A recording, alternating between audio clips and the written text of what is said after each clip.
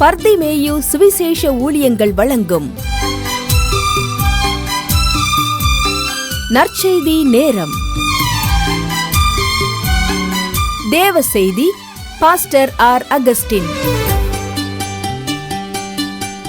இந்த நாளில் உங்களோடு பேசி வருகிறேன். தேவன் எதற்காக என்னை உருவாக்கினார்? இன்னைக்கு அநேகர் கேட்குற கேள்வி, நான் ஏங்க பிறந்தேன்? நான் பிறக்காமலே இருந்திருக்கலாம். ஐயா, தேவன் நியமித்த நீதி ஒரு தரம் பிறப்பதும் பின்பு நியாயத்தீர்ப்பு அடைவதும் மனிதனுக்கு நியமிக்கப்பட்ட ஒன்று. பிரசங்கி அதை சொல்லும்போது 3ஆம் அதிகாரத்தில் சொல்லுகிறான், பிறக்க ஒரு காலம் உண்டு, இறக்க ஒரு காலம் உண்டு. இதுக்கு இடையில ஆண்டவர்னு சொல்றார், உன் ஆத்மா வாழ்கிறது போல எல்லாவற்றிலும் நீ வாழ்ந்து சுகமாக இருக்கணும். அதுதான் தேவனுடைய விருப்பம். ஆனால் அநேக நேரங்களில் நமக்குள்ள ஒரு சின்ன பிரச்சனை வந்துருச்சுன்னா, என்னை ஏன் தான் உருவாக்கினாரோ? ஒவ்வொருவரையும் உருவாக்கினதுக்கு ஒரு நோக்கம் உண்டுங்க. உங்கள் வேதாகமத்தை எங்கே இருந்தாலும் சரி, தயவு செய்து தேடி எடுத்து கையில் வைத்து கொண்டு லூக்கா எழுதின சுவிசேஷம் என கண்பாலே 1ஆம் அதிகாரத்திலே 13வது வசனத்திலிருந்து திருப்பி வச்சுக்கிறீங்களா? லூக்கா எழுதின சுவிசேஷம் 1வது அதிகாரம் 13ஆம் வசனத்திலிருந்து ஒரு காரியத்தை நாம் தியானிக்க போகிறோம். அதுக்கு முன்னாடி நீங்கள் எல்லாரும் உங்கள் வேதத்தை எங்கே இருந்தாலும் தேடி கையில் எடுத்து, எல்லாரும் எடுக்கிற வரைக்கும் நீங்களும் நானும் சேர்ந்து பாடுமா? அல்லேலூயா, கரம் பிடித்து நடத்துவா, கண்மலை மேல் நிறுத்துவா, கரம் பிடித்து நடத்துவா, கண்மலை மேல் நிறுத்துவா, ஒருத்தான் தேற்று வந்து போ எல்லேசு தேற்றுவா, ஒருத்தான் தேற்று வந்து போ எல்லேசு தேற்றுவா.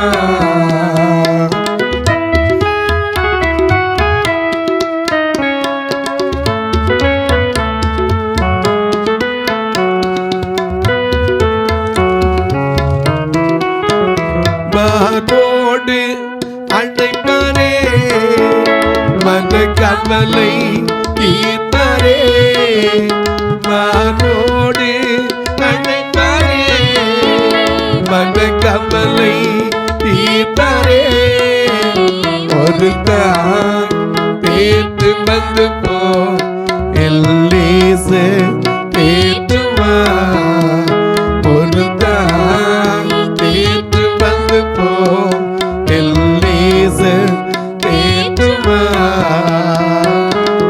அல்லேலூயா, அல்லேலூயா,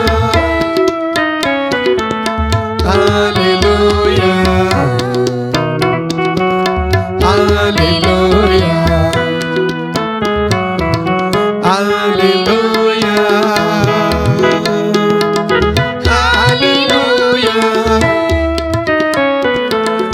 அல்லேலூயா,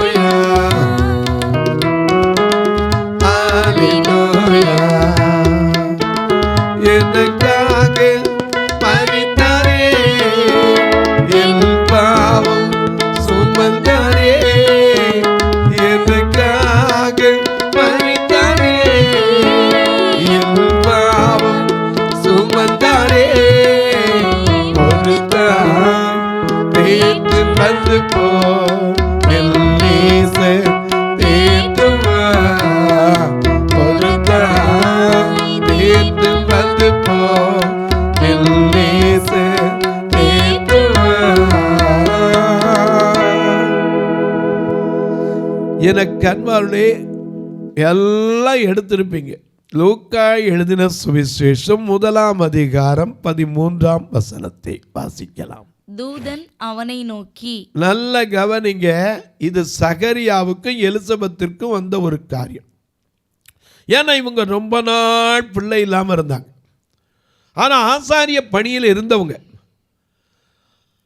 அவர்களுக்கு ஒரு பெரிய காரியத்தை கர்த்தர் செய்கிறார். ஏன்னா அவன் ஓய்வு பெறப்போகிற கடைசி நேரம் சீட்டு முறைமையின்படி, ஆசாரிய சீட்டு முறைமையின்படி அவன் அந்த சீட்டை பெற்று அன்றைக்கு அந்த பிரகாரத்தை அல்ல பரிசுத்த ஸ்தலத்தில் நின்று கொண்டிருக்கிறான். அப்படி நின்று கொண்டிருக்கும் போது அவனுக்கு ஒரு காரியம் நடக்கிறது. அதுதான் இங்கே எழுதப்பட்டிருக்கிறது. வாசிங்க பார்க்கலாம். தூதன் அவனை நோக்கி, ஒரு தூதன் அங்கே வந்து பிரசன்னமாகி அங்கே நிற்கிற ஆசாரியனாகிய சகரியாவை நோக்கி, சகரியாவே பயப்படாதே. ஏன்னா தனியா நிற்கிறான், அவனுக்கு தெரியாது, பயந்துடக்கூடாது. ஏன்னா நம்ம அடிக்கடி பாடுறோம், பயப்படாது வல்லக்கரத்தாலே பாதுகாப்பே வெல்றதாலே சோத்திரம். பயப்படாது வல்லக்கரத்தாலே பாதுகாப்பே வெல்றதாலே சோத்திரம்.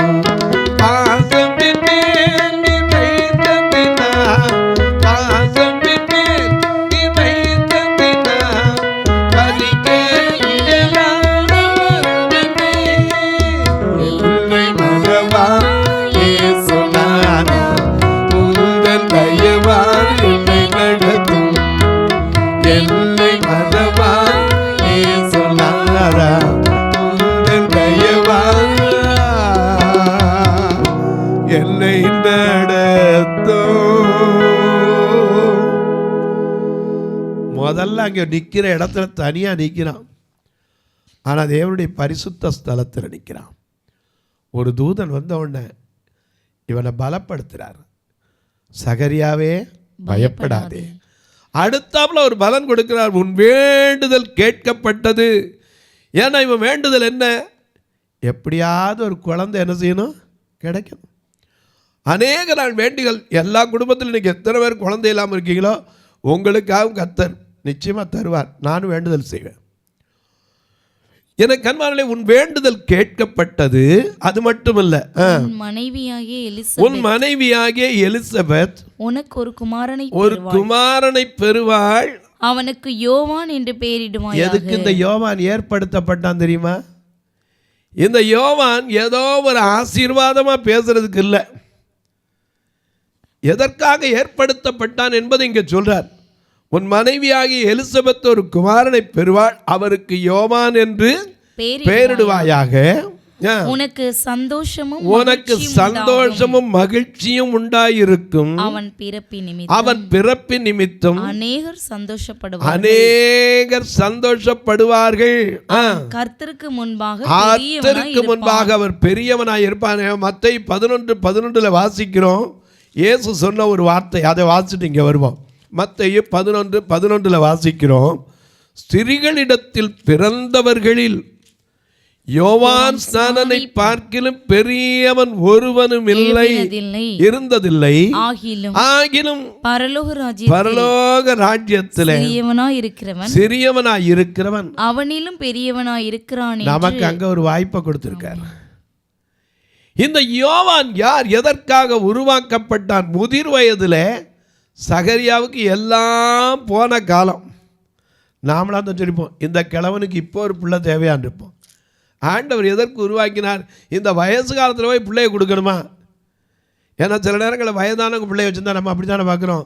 இந்த கிழவன் கூட பாரியா இத்தனை வயசில் ஒரு குழந்தைய வச்சுருக்கான். ஆண்டவர் கொடுத்துருக்க நோக்கம் எதுன்னு நமக்கு தெரியுமா?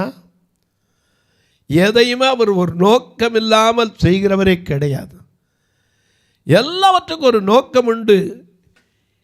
எரேமியாக்கு அதனால தான் சொல்கிறாரு, எப்பா நான் உனக்கு ஒரு காரியத்தை காட்ட போகிறேன், நீ எந்திரிச்சு குயவன் வீட்டுக்கு வாடினார்.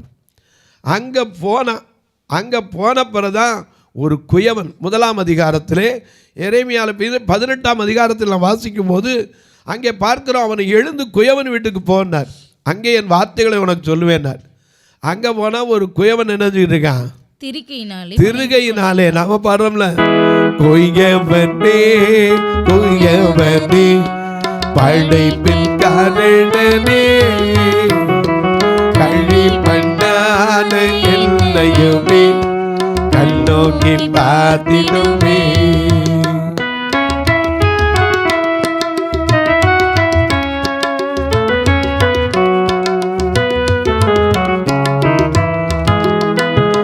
தூயவனே தூயவனே களைப்பின் காரணனே, களிமண்ணான என்னையுமே கண்ணோக்கி பார்த்திடுமே.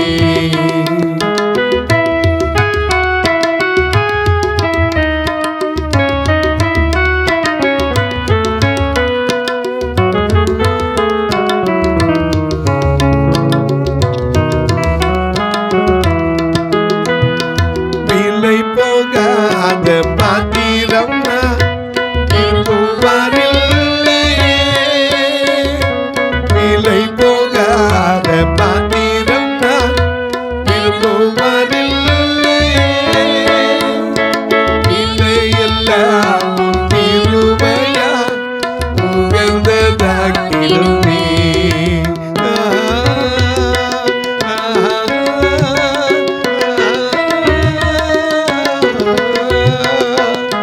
விலை போகாத பாத்திரம் திரும்புவாரில்லையே, இல்லையெல்லாம் திருமையா உகந்ததாக்கிடுமே.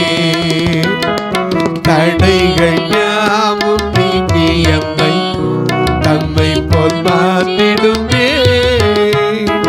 உடைத்து என்னை உடலுக்கே உடமையாக்கிடுமே.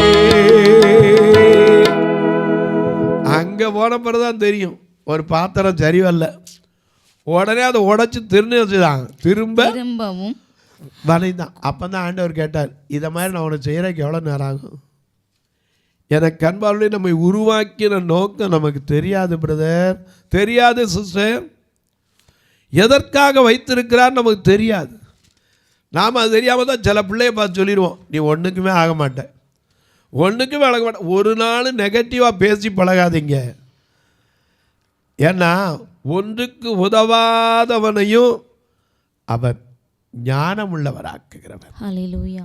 ஒரு சின்ன உதாரணம் சொல்கிறேன். ஒரு சமயத்தில் ஒரு போதகர் ஒரு சின்ன அநாத விடுதி நடத்தினார். இந்த அநாத விடுதி நடத்தும் போது ஒரு நாள் சமயக்காரன் வந்து சொன்னான், ஐயா எனக்கு ஒரு 3 நாள் லீவ் வேணும், இல்லாட்டா கூட 2 நாள் சேர்த்து கூட கொடுங்கன்னா. அவர் சொன்னார், எப்பா பிள்ளைகள்லாம் இருக்கப்பா எப்படி விடுறதுன்னார். அதெல்லாம் இல்லைங்க, கண்டிப்பாக நான் போயே ஆகணும், இது ரொம்ப தவிர்க்க முடியாத காரணம், வேறு வழியில் நான் போய்த்தான் ஆகணுன்னார். சரி வேறு என்ன செய்கிறது, லீவ் கொடுத்துட்டார். அப்போது ஒருத்தன் இவர் உட்காந்து வீட்டுக்குள்ளே அந்த ரூம்குள்ளே உட்காந்துருக்கோம், ஒருத்தன் அங்கேருந்து தேடி வந்தான், ஐயாவை பார்க்கணும். என்னன்னு கேட்டார். ஐயா நான் 3 நாளாச்சு சாப்பிட்டு, ஏதாவது ஒரு வேலை இருந்தால் மட்டும் கொடுங்க, நானும் தேடாத இடமில்லை, வேலை நல்லா தேடி பார்த்துட்டா ஒரு வேலையும் கிடைக்கல, நீங்கள் ஏதாவது வேலை கொடுத்தா நான் பாட்டில் செய்வேன்னார். முதல்ல சொன்னார், உனக்கு சாப்பிடு அப்புறம் சொல்கிறேன்ட்டு சாப்பிட வச்சார். அப்புறம் கேட்டார், உனக்கு என்ன வேலை தெரியும்? என்ன வேலை கொடுத்தாலும் செய்வேன். சமையல் பண்ண தெரியுமான்னார். ஏதோ எனக்கு தெரிஞ்ச அளவுக்கு கொஞ்சம் பண்ணுவையான்னார். அது சொன்னார், பிள்ளைங்கப்பா சின்ன பிள்ளைங்க நல்லா சுத்தமாக பண்ணணும், செய்வியா? சரியா. உடனே நினைஞ்சார், ஒரு 3 கிலோ அரிசி எடுத்து கொடுத்து நீ நல்லா கழுவி கொண்டுட்டு வந்து இதை சமையல் பண்ணணுன்னார். இவன் நல்லா கழுவின உடனே என்ன பண்ணிட்டான், இங்கேருந்து அரிசியை தூக்கிட்டு போனவே சர்ப்ப பொடியை தூக்கி போட்டு அரிசியை கழுவ ஆரம்பிச்சிட்டான். கழுவ கழுவ கழுவ என்ன செய்யுது, நுர வந்துக்கிட்டு தான் இருக்கு, போன பாடில்லை. இவன் அரிசியை கொண்டு போய் 1.5 மணி நேரம் ஆச்சு. என்னடா ஆச்சு, அரிசியும் காணோம் இவனையும் காணுமே போய் பார்க்க போனால் அவன் பைப்பு கிட்ட தான் நின்று கழுவிக்கிட்டு இருக்கான். என்னன்னு கேட்டான், நீங்கள் தானையா சுத்தமாக கழுவ சொன்னீங்க, அதனால் நான் பவுடர் போட்டு கழுவுறேன். இவனை நாம் என்ன சொல்லுவோம், மாங்காமடையன். இப்படிப்பட்ட ஒரு மனுஷன் சமையல் பண்ணிக்கிட்டு இருந்தான். அந்த சமையல் பிள்ளைகளுக்கு அடுத்தலாம் கொடுத்துக்கிட்டு இருந்தான். அப்படி இருக்கும்போது ஒரு நாள் இந்த போதகர் ஒரு ஜெபம் நடத்தினார். அந்த ஜெபத்தில் அவனு உட்கார்ந்துருந்தான். அப்போ அவர் பிரசங்கம் பண்ணினார். பிரசங்கம் பண்ணது என்ன, மனிதரால் கூடாதது தேவனால் கூடும். லூக்கா 18:27 அப்படித்தான் வாசிக்கிறோம்.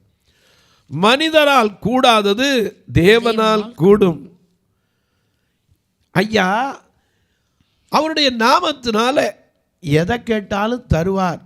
நம்ம கையில் ஒன்றும் கிடையாது, அவருடைய நாமத்தை கொண்டு எதையும் நாம் செய்யலாம் அப்படின்னு சொல்லி அவர் ஒரு பாட்டை பாடினார். உம்மாலே நான் ஒரு சேனைக்குள் பாய்வேன், உம்மாலே நான் ஒரு சேனைக்குள் பாய்வேன், மதிலை தாண்டிடுவேன், மதிலை தாண்டிடுவேன். உம்மாலே நான் ஒரு சேனைக்குள் பாய்வேன், மதிலை தாண்டிடுவேன், மதிலை தாண்டிடுவேன். ஐயா ஸ்தோத்திரம், இயேசையா ஸ்தோத்திரம், ஐயா ஸ்தோத்திரம், இயேசையா ஸ்தோத்திரம். இப்படி பாடி பிரசங்கம் பண்ணார். என் பார்த்தோட தாவீது சொன்னாயா 1 சாமுவேல் 17:45 நீ பட்டயத்தோடு ஈட்டியோடு கேடயத்தோடு என்னிடத்தில் வருகிறாய், நானோ நிந்திக்கிற சேனைகளின் தேவனாகிய கர்த்தருடைய நாமத்தினால் வருகிறேன்னு போனா கோலியாத்து விழுந்தான், நீங்களும் ஆண்டவருடைய நாமத்தை சொல்லி பாருங்கன்னு ஜெபம் பண்ணார். சிலருக்கு சோமாச்சு.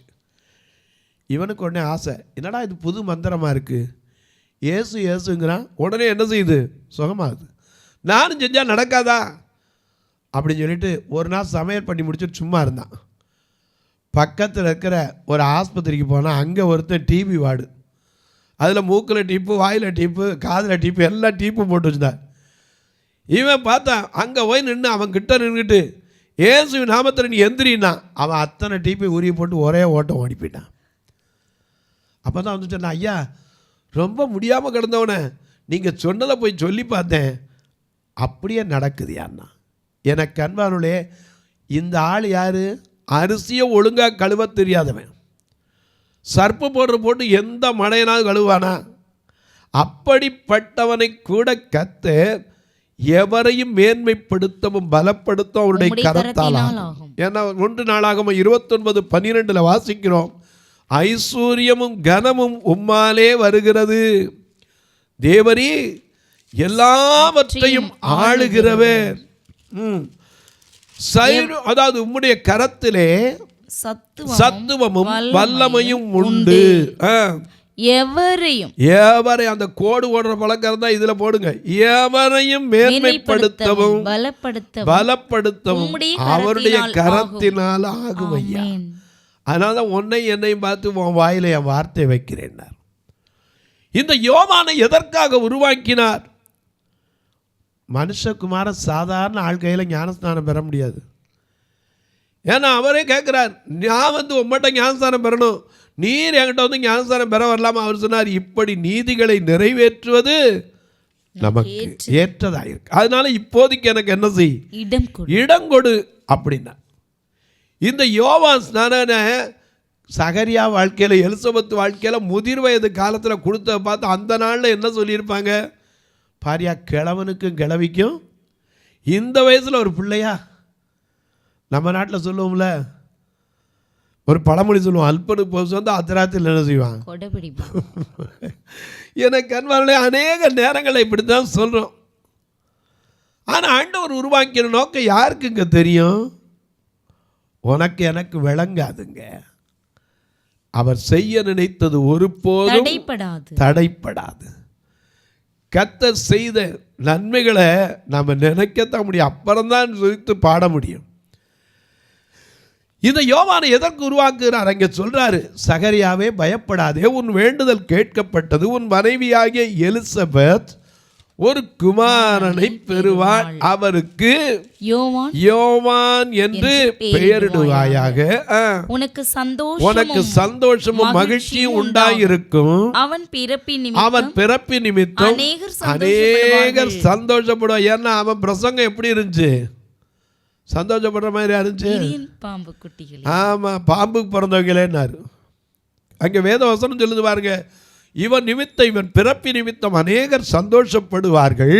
அது மட்டும் சொல்லிட்டு நிப்பாட்ட. அவன் கர்த்தருக்கு முன்பாக பெரியவனாய், அவன் பெரியவனாயிருப்பான். திராட்சரசமும் மதுபானமும் குடியான்.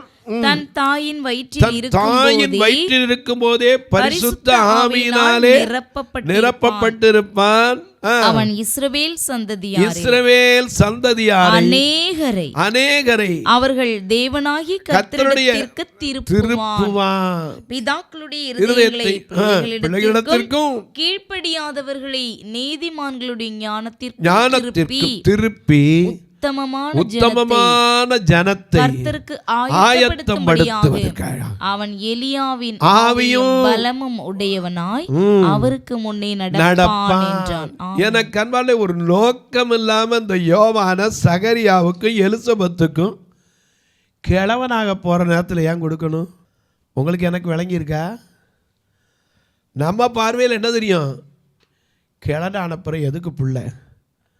ஆண்டவர் எதை செய்தாலும் உள்ளுக்குள்ள ஒரு அர்த்தம் இருக்குங்க. அதனால தான் ஒரு வரி எல்லாம் பாருங்களா, நிகழ்ச்சி முடிய போகுது. ஆத்துமாவே நன்றி சொல்லு,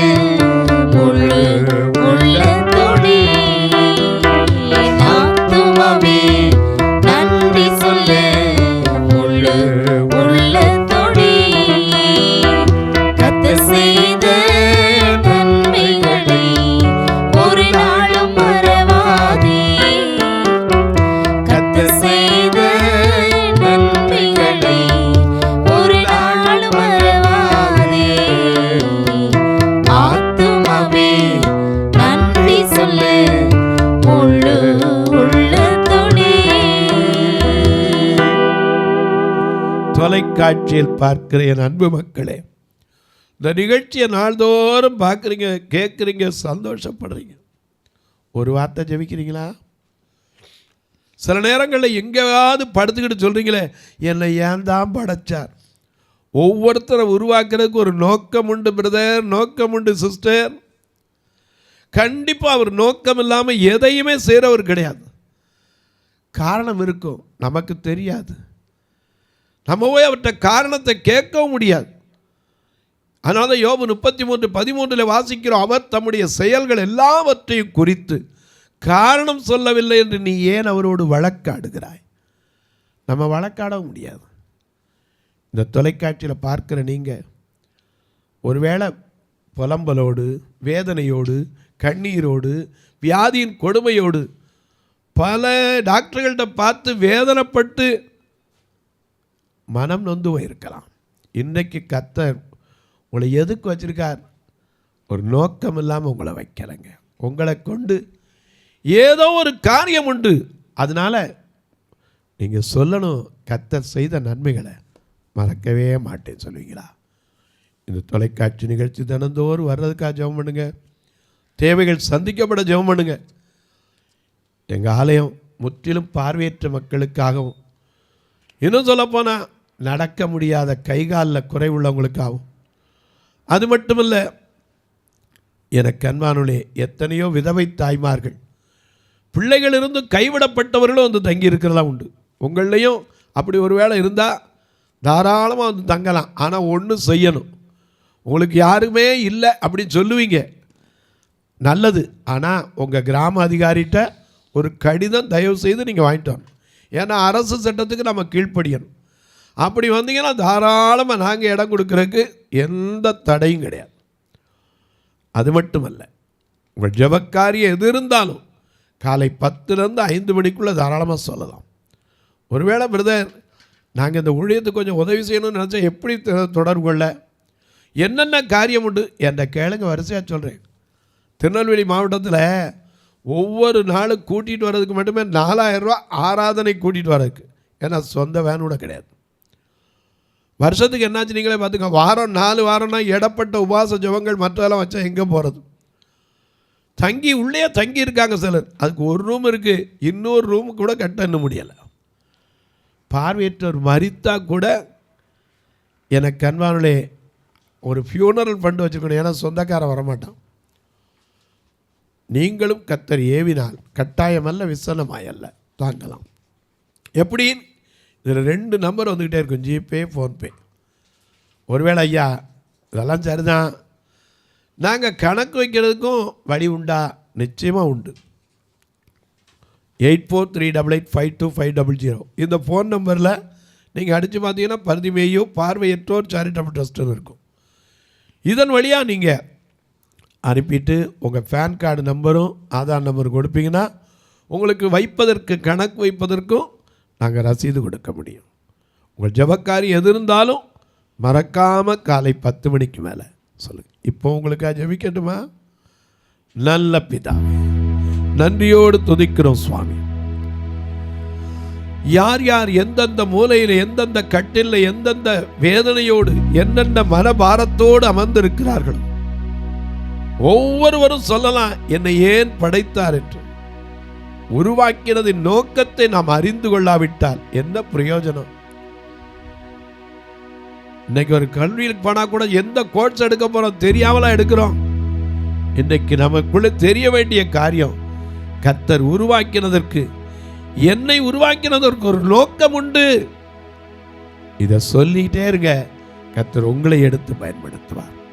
அன்பின் பரலோக பிதாவே, ஆசீர்வதிக்கப்பட்டது நல்ல நாளிலே யார் யார் என்னென்ன மனபாரத்தோடு, என்னென்ன வேதனையோடு, என்னென்ன வியாதியோடு படுக்கையில் படுத்துக்கொண்டு எழுந்திருக்க முடியாம, ஒருவருமே இல்லாம தனிமையில் இருக்கிற என் அன்பு பெரியோருக்காய் ஜெபிக்கிறேன். கைவிடப்பட்டிருக்கிற தாய் தகப்பன்மார்களுக்காய் ஜெபிக்கிறேன். பெற்றோரை இழந்த பிள்ளைகளுக்காய் ஜெபிக்கிறேன். அனாதி தேவன் எப்பொழுதும் அடைக்கலமாய் இருந்து நித்திய புயங்கள் அவர்களுக்கு ஆதாரமாய் இருக்கட்டும். அன்பின் தெய்வமே, டாக்டர்களே முடியாதுன்னு மறுதளிச்ச காரியங்கள் உண்டு. பிசாசின் பிரச்சனைகளினால், செய்வனை பில்லிசூனிய கட்டுகளினால் பாதிக்கப்பட்டவர்கள் உண்டு. ஒவ்வொருவருடைய புலம்பலும் ஆனந்த களிப்பாய் மாற கர்த்தர் உதவி செய்யும். பிறந்த நாள், திருமண நாளை நினைவு கூறுகிற மக்களுக்காய் ஜெபிக்கிறேன்.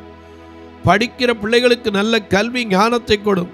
தான் விரும்புகிற கோர்ஸ் எடுப்பதற்கு ஏற்ற நல்ல மதிப்பெண்களை கொடும். ஒவ்வொரு பிள்ளைகளையும் தாங்கள் படிக்க வைத்து எதிர்பார்த்திருக்கிற தாய்மார், தகப்பன், அவருடைய நோக்கங்கள் நிறைவேற கர்த்தர் உதவி செய்யும். இந்த ஊழியத்தை தாங்குகிற, ஜெபிக்கிற, கொடுக்கிற எல்லா மக்களையும் ஆசீர்வதி. வானத்திற்கும் பூமிக்கும் சகல அதிகாரம் கொண்ட இயேசு கிறிஸ்துவின் ஈடு இணையற்ற வல்லமையுள்ள நாமத்தில் ஜெபிக்கிற நல்ல பிதாவே, ஆமென். சபை ஆராதனை ஞாயிறு காலை 10 மணி முதல் 12 மணி வரை. இடம் பர்திமேயு சுவிசேஷ ஆலயம், அன்னை சத்யா நகர், இளமனூர் அஞ்சல், சக்கிமங்கலம் வழி, மதுரை மாவட்டம். பின்கோட் 625201 மற்றும் பர்திமேயு சுவிசேஷ ஜெப வீடு, flat number 107, Eden garden, Muthur, Tirunelveli. Pincode 627011. சிறப்பு உபவாச கூட்டம் ஒவ்வொரு மாதமும் 2வது சனிக்கிழமை காலை 10 மணி முதல் 1 மணி வரை நாகர்கோவில் YMCA ஹாலில் வைத்து நடைபெறுகிறது. மற்றும் ஒவ்வொரு மாதமும் 4வது சனிக்கிழமை காலை 10 மணி முதல் 1 மணி வரை திருநெல்வேலி புதிய பேருந்து நிலையம் அருகில் உள்ள கிரேஸ் ஹாலில் வைத்து நடைபெறுகிறது. எங்கள் எல்லா ஆராதனைகளிலும் கலந்து கொண்டு தேவனை மகிமைப்படுத்த அன்பாய் அழைக்கிறோம். உங்கள் உதாரத்துவமான காணிக்கைகளினால் இவ்வூழியத்தை தாங்க விரும்பினால் R Augustine, account number 5021364331, IFSC code IDIB 000B066, Indian bank, BP Kulam, Madurai.